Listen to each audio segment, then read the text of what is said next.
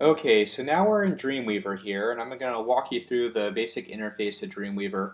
One thing I want you to be aware of, there's three different ways we can view our design. There's design mode, which is all the design, so it shows you no code whatsoever. There's split mode, which shows you design and code, and you can click and drag and hide some of the code if you want to. And there's code view, so if you want to go in and edit code, you can do that directly. Again, this is not a class where we'll be editing code. So I'm going to come over to design mode. I always like to work in split mode, but we'll go to design mode since we're not focusing on the code right now. And we have some options here. We have what's called live view. If you click here, it will give you a live preview of what your website looks like in Dreamweaver.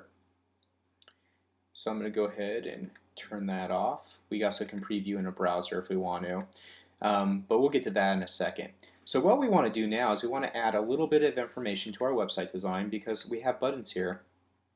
The problem with the buttons is we don't have them going anywhere. So I have exported out 2 pages. You guys are going to be exporting out all 5 pages of your website. So right here I have index and I have video. So what I want to do is I want to come to my video button since I'm on my index page and come down here to my properties panel where it says link. Now the name of my video page is called video.html. So I'm going to call this one video.html and hit return. What's going to happen now is when I hit preview in browser, and I'll select Firefox here, you can select whatever you want to. I'm going to hit save. I have my design or my website in this window, and I'm going to hit video, and it takes me to my video page.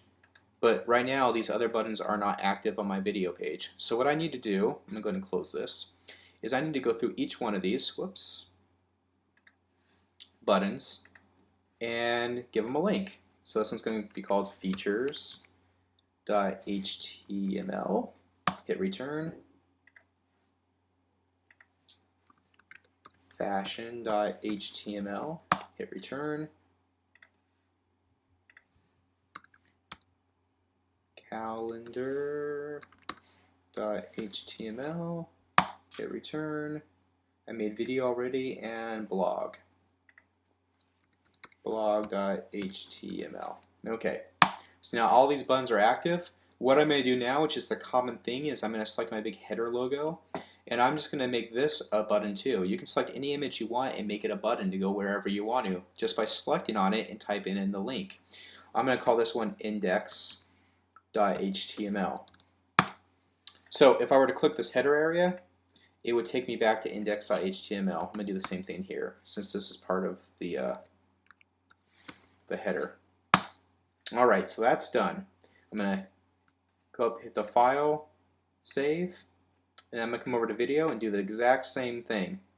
So I'm going to go to design mode, so I have just design.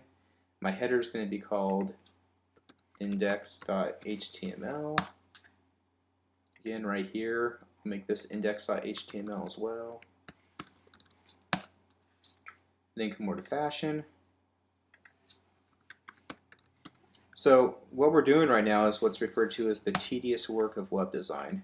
Adding in all the little code here or there that is going to link all the websites together. But it is important to do, so make sure you do it. You need all your websites to link together for this project. This is the next assignment for you as far as your design goes, to have a functioning website in HTML. So here's video.html and blog.html. So yeah, it didn't take me long, but I can go over here to preview in Firefox. Here it is. Go back to my index page, come over to my video, and select my video. So I'm linking back and forth that easily. Now I don't have these other pages created, so they're just going to go to a broken page. Or if you typed in the wrong URL, it will go to a broken page as well. So again, you need to link all your pages together now. So export every one of your pages and link them together. Now, something else I want to point out. Remember when we exported out and I said do not slice up your text. Just do the images. That's because when we export out in CSS, the text will be exported out for us automatically like so. And it's what will be referred to as web crawlable text, which means you can highlight it and copy and paste it. Web browsers love this type of typography or this text because they can read through it and find out what's on a website, and it's what helps your website be noticed through Google search engines. So if I typed in check fashion lifestyle, this website would pop up because the text in here would refer to this information and Google would be able to find it. So it's very important to do that. So you're only slicing images. That's the only thing you slice. Text and typography, you will leave the same. So as far as this demonstration goes, make sure you link all your pages together. So they link together like so. They're all going to be placed in one folder on your desktop. Mine's called Jeff Case Website. Yours is going to be your name, website. You're going to have one images folder with all the images exported to this images folder, like so. You're going to have CSS files and you're going to have HTML files. When you're done with this demonstration, as far as this assignment goes, what I will be requiring you to do is to take this folder and to archive it or zip it up to email it to me. There are demonstrations on Blackboard to walk you through how to do this, but it is fairly simple.